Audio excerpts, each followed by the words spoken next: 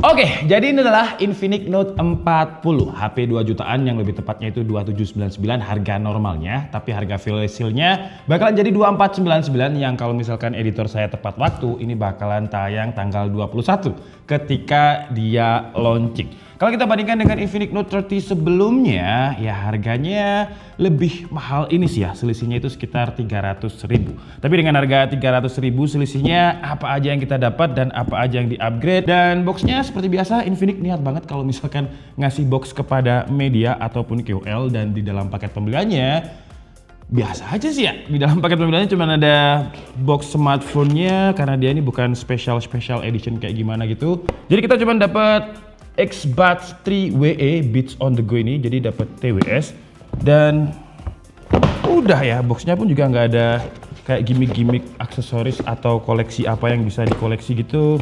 Jadi ya cuman gitu aja. Padahal boxnya segede ini. Dan seperti biasa, boxnya Infinix ini kerjasama dengan Mobile Legends ya. Biasanya kalau nggak Mobile Legends ya Free Fire. Untuk support chargingnya sama-sama di 45 watt. Yang Note 30 itu juga 45 watt. Tapi untuk yang Note 30 Pro itu ada di 68 watt. Yang Pro-nya, jadi Infinix Note 40 ini ada dua series. Ada yang Pro, ada yang nggak Pro. Seperti yang akan kita bahas ini. Yang Pro juga sama ya, di 45 watt. Tapi sekarang upgrade-nya ada di wireless MagSafe charge-nya ini. Kalau dulu 15 watt, sekarang udah support lebih naik lagi 20 watt. Dan dengan harga 2.500.000-nya ini, kalau kalian lihat di sini ada Sound by JBL. Wah. Terus untuk spesifikasinya coba kita lihat di bagian belakangnya. Kameranya sekarang 108 megapiksel, tapi dia nggak ada OIS. Kalau kalian pengennya yang OIS, yang varian yang Pro ya, yang harganya itu sekitar 3.499, tapi ketika launching harganya jadi 3.199. Dan untuk fitur lain dia bezeless, layarnya udah 120 Hz AMOLED. Untuk chipsetnya masih pakai G99, cuman beda nama aja ya. Kalau si Redmi dan juga satunya lagi kemarin pakai G99 Ultra. Nah ini Ultimate. Se-ultimate apa nanti performanya bakalan kita coba. Dan di sini kita bakalan dapat box lagi dan ada MagSafe-nya ya.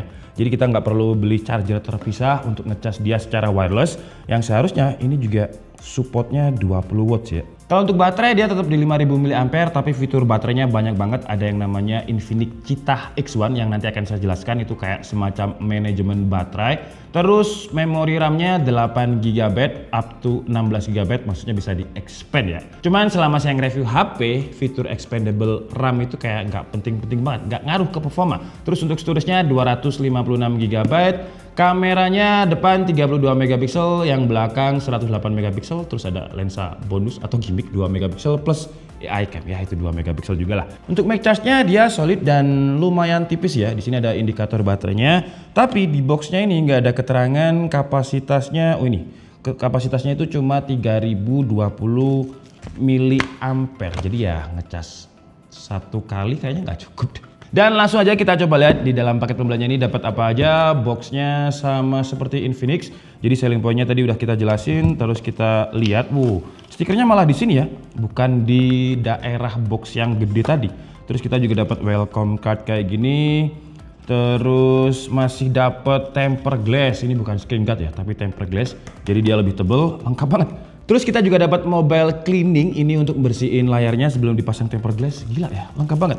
Dan seperti biasa kita juga masih dapat case. Yang case-nya ini sekarang, kalau dipasang keren sih ini harusnya ya. Karena dia ada kayak semacam mirip iPhone. Ada area untuk MagSafe-nya. Terus ada SIM ejector dan udah. Oke, jadi HP-nya kayak gini ya. Warnanya ini namanya Titan Gold. Dia ada dua varian warna untuk yang Note 40. Jadi ada yang vintage green dan juga Titan Gold kayak gini. Ini kita coba kletek aja biar lebih terlihat jelas. Sambil kita bandingin tipis-tipis sama Note 30 Pro. Kalau secara garis desain sebenarnya keduanya ini masih mirip-mirip ya. Jadi bingkai kameranya kalau Infinix Note 30 itu lebih kotak persegi. Kalau ini agak persegi panjang dengan lensa yang lebih gede di Note 40. Dia ada 108 megapiksel, 2 megapiksel dan lensa bonus gimmicknya 2 megapiksel. Terus di sini ada Active Halo namanya, yang ini bisa nyala RGB yang nanti kita cobalah. Terus bagian sampingnya masih mirip dengan framenya ini seolah-olah metal ya, warna chrome-nya terlihat lebih mewah. Terus ada volume up and down, side mounted fingerprint untuk Note 30 Pro, dan untuk Note 40 walaupun ini bukan varian yang Pro, dia udah under display fingerprint. Di bagian bawah sama ada speaker, ada Type-C, mic, dan di Note 40 udah nggak ada audio jack, sementara di Note 30 ada. Terus di sebelah kiri di Note 30 ada SIM tray, di Note 40 nggak ada. Di bagian atasnya masih sama-sama ada tulisannya Sound by JBL. Harga 2 jutaan dapat speaker JBL stereo lagi. Nanti kita coba. Sekarang kita coba nyalain dulu sambil kita install beberapa aplikasi untuk hands on. Sambil kita nunggu booting, untuk bobot dia masih mirip-mirip sih ya. Untuk si Infinix Note 40 ini dia bobotnya ada di 190 gram. Terus ketebalannya itu ada di 7,75 mm. Kalau dibilang dia yang paling tipis enggak, karena kemarin ada Redmi Note 13 5G yang milimeternya itu di 7,45. Jadi untuk HP 2 jutaan dia bukan yang paling tipis. Oke, jadi dia udah selesai kita instalasi beberapa aplikasi untuk hands on. Dan walaupun ini bukan varian yang Pro ya, tapi kalau kita lihat bezelnya ini bezel banget, bener-bener tipis. Kalau kita bandingkan dengan Note 30, BTW ini Note 30 nya yang Pro ya, bukan yang 30 aja.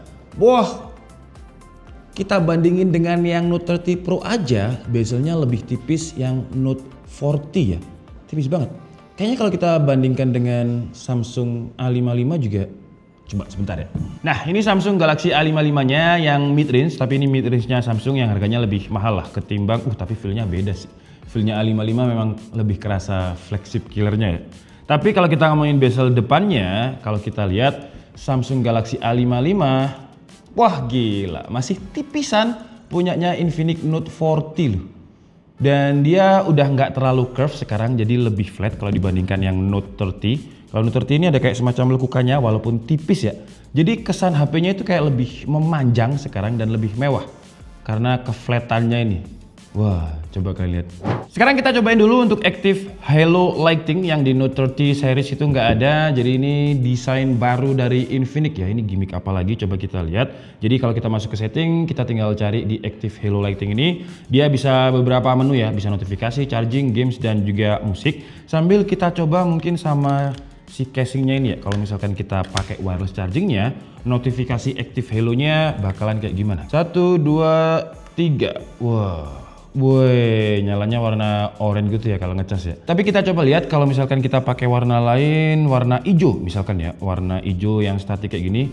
Wah, ini sih masih oke. Tapi kalau RGB, coba kita lihat RGB. RGB-nya preview on back. Wah, ini sih terlalu Tomo banget sih. Tomo itu suka pasar malam soalnya. Wah, tapi kalau menurut saya pribadi ya, karena saingannya di harga segini udah banyak yang pakai lensa ultrawide, harusnya gimmick Active Halo ini dihilangin aja, cost-nya itu diganti ke lensa ultrawide. Ya itu pendapat pribadi saya sih, karena saya itu lebih suka barang yang lebih berguna daripada barang yang ada gimmicknya. Tapi ternyata Mac Charge-nya ini walaupun tipis, ketika dipegang enak ya, karena dia tipis jadi nggak terlalu berat dan nggak terlalu bulky gitu.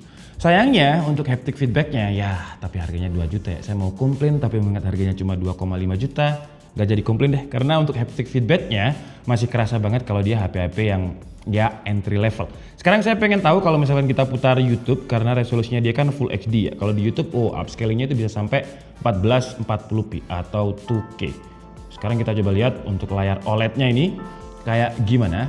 Untuk brightness kita coba mentokin. Dan hasilnya kira-kira kayak gini. Ini ingat ya, harganya ini 2,4 juta. 2499 ketika flash sale. Dan kalau kita lihat karakter warna OLED-nya, kontras rasionya bagus, separasi antara terang dan juga gelapnya, detailnya juga dapet. Gila. Dan speakernya ini saya mentok full ya. Ini kalau misalkan saya tutup bagian bawah, kurang balance sih, tapi bagian atasnya masih ada. Gila. Lumayan loh ya untuk speakernya ini, walaupun suara bassnya kayak kurang kedenger, tapi dia masih high clarity. Terus layarnya ini sekarang juga udah punya under display fingerprint. Coba kita cek. Cepet banget ya. Dan kalau misalkan pas lagi ngecas, animasinya itu tetap ada ya. Terus untuk kamera depannya dia nggak water drop, udah punch hole dengan resolusinya itu 32 megapiksel. Oke lah, sekarang mungkin kita cobain aja untuk kameranya ini 32 megapiksel sambil kita bandingin dengan Infinix Note 30 Pro. karena yang 30 entah di mana saya itu punya tapi naruhnya lupa. Oke, sekarang kita cobain untuk kamera depannya di resolusi beda resolusinya ya. Note 30 itu cuma bisa 30 fps, sementara Note 40 bisa 1080p 60 fps. Kalau dari skin tone warnanya sih saya lebih suka Note 40 sih ya. Kalau di Note 30 itu kayak muka saya lebih merah gitu, naturalnya di Note 40. Terus kalau saya gunakan untuk jalan ya memang nggak ada stabilisasinya, tapi di Note 30 itu kelihatan gempa sekali. Terus kalau misalkan backlight untuk XDR-nya masih mirip-mirip aja XDR-nya, jadi bagian belakang fasad yang ada di situ masih jadi satu sama langit. Tapi kalau misalkan saya touch di sebelah sini, nggak bisa di touch. Jadi fokusnya nggak bisa di touch. Untuk selfie videonya kita nggak bisa milih area mana. Wah, terus kalau misalkan kita gunakan untuk putar-putar kayak gini, terlihat kan? Di Note 40 jauh lebih mulus dibandingkan Note 30 yang bagian belakangnya ada stutter, patah-patah. Terus kalau misalkan saya gunakan untuk panning tilting di selfie video, jauh sih peningkatannya, lebih bagus Note 40 jauh sekarang. Oke, sekarang kita cobain untuk main kamera belakangnya. Ini sama-sama resolusinya di 2K 30 fps. Kita coba untuk tilting dulu. Keduanya masih ada stutter ya karena 30 fps. Tuh. Terus kalau misalkan kita gunakan untuk zoom objek, contohnya bunga yang mau mekar ini, wah fokusnya sih lebih cepat di Note 40 ya. Di Note 30 kayak kurang tak-tak gitu fokusnya. Cuman kalau di kamera belakang ini kita bisa touch fokusnya ya, nggak kayak di kamera depannya tadi. Sekarang kita cobain untuk auto fokusnya ya. Jadi dari tembok ini kita pindah ke sini, set, auto fokusnya sama-sama cepet, set. Tapi untuk exposure-nya masih mulusan di Note 40 ya. Note 30 itu exposure-nya, nah itu kadang kayak masih tap gitu. Tapi kalau untuk digunakan untuk jalan, kestabilannya keduanya kayak masih sama aja stutternya. Terus kalau untuk panning tilting, karena dia 30 fps, ya ada stutternya ya. Kita coba di 1080p 60 fps. Ini sekarang 1080p 60 fps dan terasa jauh lebih smooth ketimbang 2K 30 fps tadi ya. Tapi kalau dibilang stabil mana, lebih stabil Note 40 ya. Untuk gerakan movement tilting kayak gini, kalau kita gunakan untuk jalan, sebentar, ya Note 40 lebih stabil. Terus kalau kita gunakan untuk zoom objek, detailnya dapat mana? Warnanya, ini hijaunya saya lebih suka di Note 30, karena di sini hijaunya, ya warna-warna natural sih naturalnya Note 40 ya. Tapi kalau kalian pengen yang siap upload kayak saturasinya diangkat lagi itu di Note 30 tuh.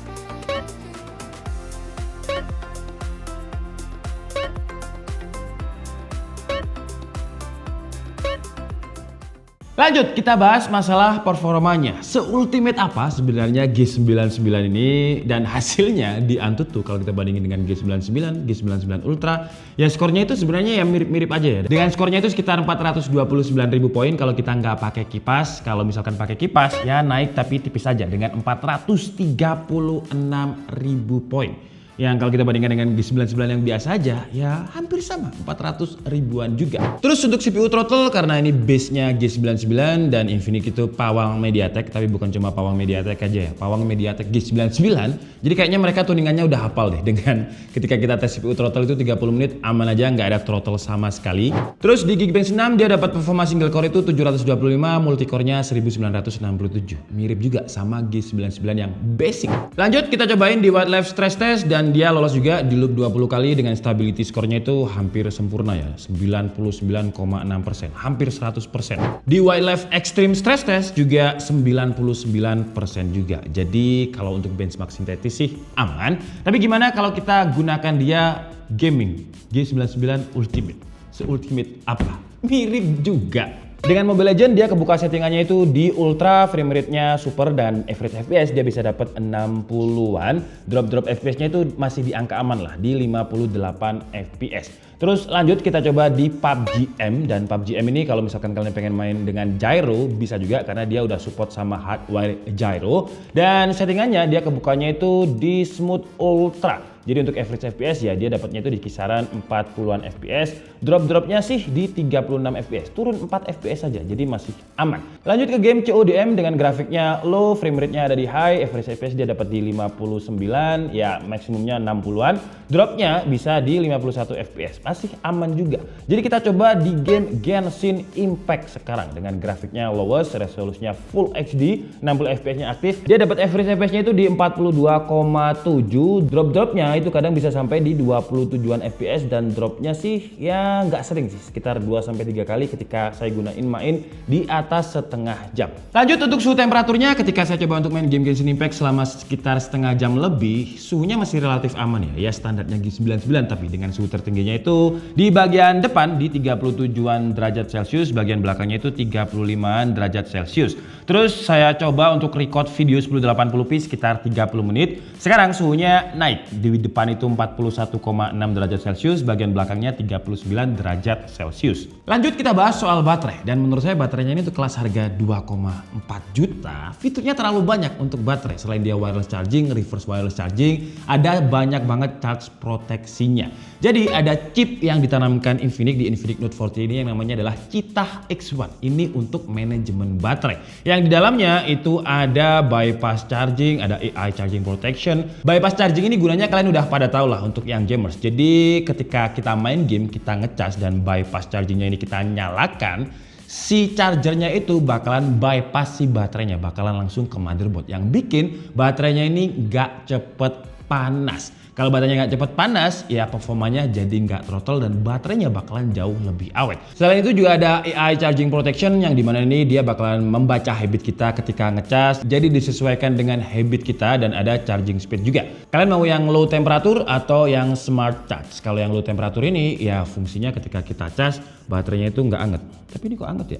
Kalau untuk kapasitas baterainya masih sama sih ya di 5000 mAh, dan ketika main Genshin Impact setengah jam tadi berkurangnya standar di 12%, Mobile Legends setengah jam 9%, TikTok dan YouTube setengah jam 3% juga. Kalau untuk waktu pengecasannya, ini tadi kita coba 30 ke 100%, itu butuh waktu sekitar 50 menit. Ya nggak sekenceng si Note 30 Pro yang 68 watt sih. Tapi saya lebih suka yang ini sekarang karena wireless chargingnya supportnya 20 watt. Jadi ngecasnya yang wireless ini bisa lebih cepat.